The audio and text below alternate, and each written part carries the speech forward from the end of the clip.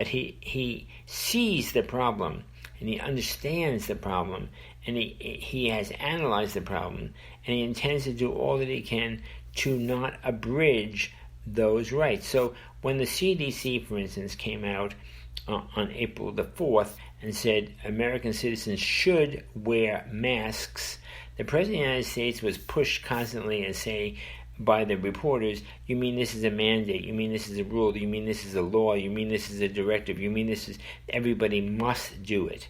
The President tried to sidestep it in the sense of making light of it, and then eventually said, no, I want you to understand something. We, the government of the United States, whether the federal government, the state government, or the municipal government, we are not able to, it is illegal for us to demand that every American citizen wear a mask. We can make a suggestion, we can make a strong suggestion, we can issue medical guidelines and directives, but we cannot force the American citizen to wear a mask. And this is a line in the sand. This is a point whereby the President is saying, look, I know all you guys have the best of intentions.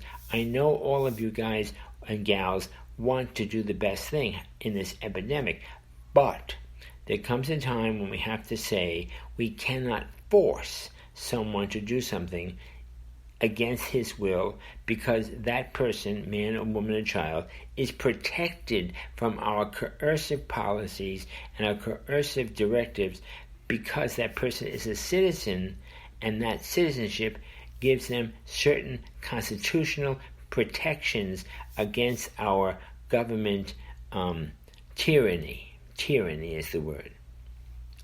And so the President is a very nuanced fellow. He tries to be direct, but he's so often attacked, and the reporters play gotcha, gotcha, gotcha, and there's so many saboteurs in the press, there are so many ambushers in the press, there are so many people trying to trick the President into making some kind of a mistaken comment, that the President is hindered and hampered from telling us even more directly than he is already what we should or should not do and what he believes is going to be the outcome of all of this process during the coronavirus. My friends, these are difficult times, and this is much longer than I thought it was going to be, and I apologize. I do want you to share this with others. I want to thank you. I want to thank you from the bottom of my heart for listening. This is a podcast that I'm trying to launch even greater and greater. It's a podcast directly connected to Donald John Trump, our beloved President of the United States. It's a podcast that I share with my friends, Black Conservative Patriot, Don Bongino, and many others, Rush Limbaugh, who do podcasts. It's a podcast connected to several internet broadcasts that I make. The broadcasts that I make are not political. There's one particular broadcast that I would share with you today, which is the day before Palm Sunday, and that is an internet radio program,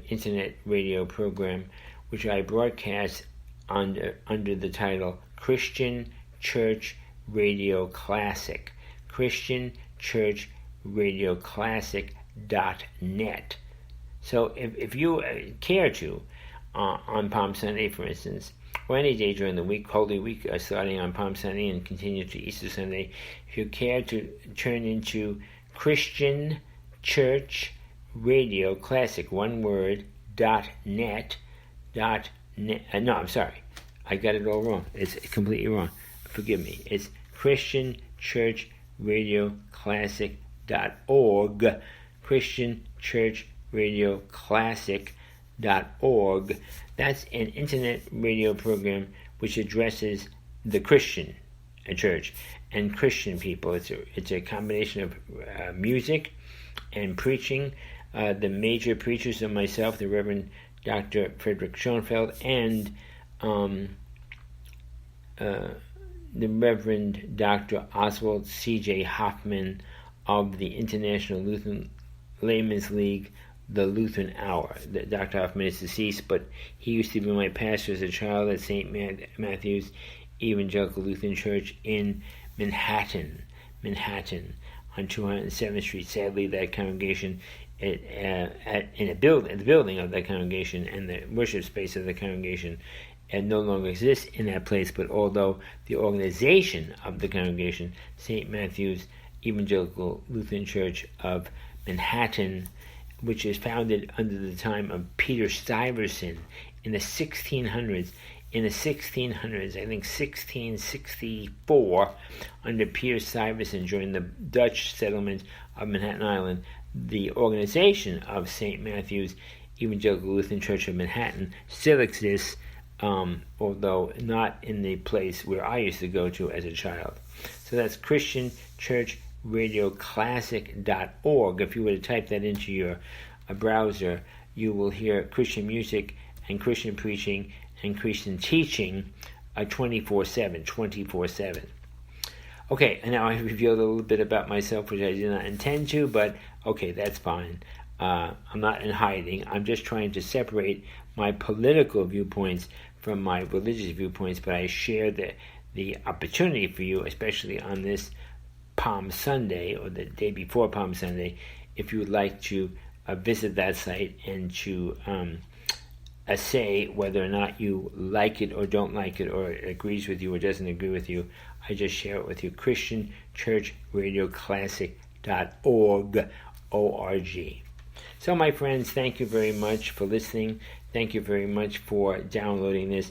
Please share this podcast with people who you think would appreciate it, because I like to build up an audience. I'm looking forward to the day when I can use this podcast to talk to you, to have you call in and to have a conversation and a dialogue and an exchange.